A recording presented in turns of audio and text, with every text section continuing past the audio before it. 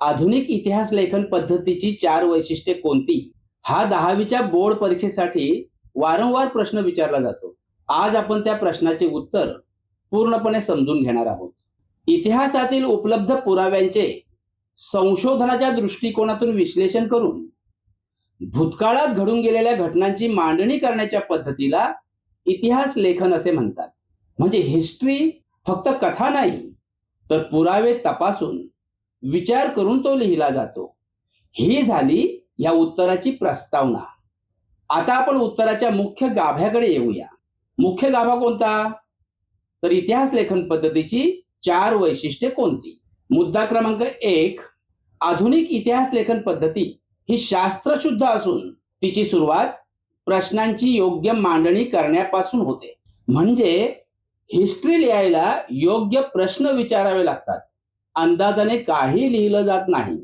मुद्दा क्रमांक 2, हे प्रश्न भूतकाळातील विविध समाजातील लोकांनी विशिष्ट कालावधीत केलेल्या कृतींविषयी असल्याने ते मानव केंद्रित असतात. म्हणजे फोकस माणसांवर आणि त्याने केलेल्या कृतींवर असतो.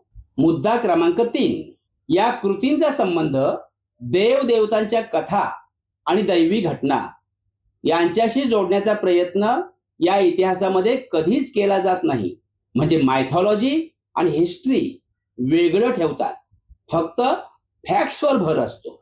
मुद्दा क्रमांक 4, मांडलेल्या प्रश्नांच्या इतिहासातील उत्तरांना पुराव्यांचा आधार असल्याने इतिहासाची मांडणी तर्क सुसंगत होते.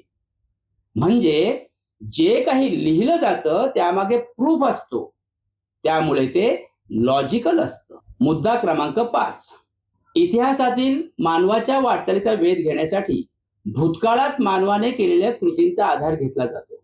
म्हणजे हिस्ट्रीमध्ये मानवाची प्रोग्रेस आणि बदल जाणून घेतला जातो. अशा प्रकारे आधुनिक इतिहास लेखनामध्ये शास्त्रशुद्धता आणि तर्क सुसंगतता असल्याचे दिसून येते. हा कन्क्लुजन एक्झाम मध्ये सुद्धा असाच लिहा.